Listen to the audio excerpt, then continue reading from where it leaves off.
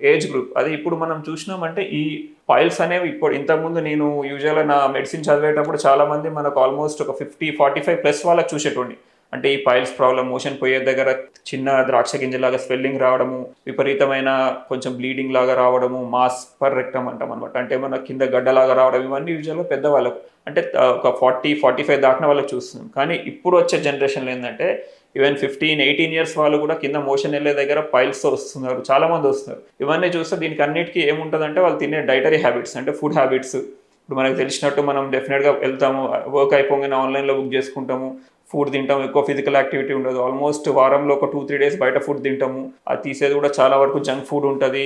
అది వాళ్ళు చేసే ప్రాసెస్ ఎట్లా ఉంటదో తెలవదు. ఫైబర్ కంటెంట్ చాలా తక్కువ ఉంటది. సో దీనివల్ల ఏమవుతదంటే మొత్తం మన బాడీ మెటబాలిజం అనేది చేంజ్ అవుతది.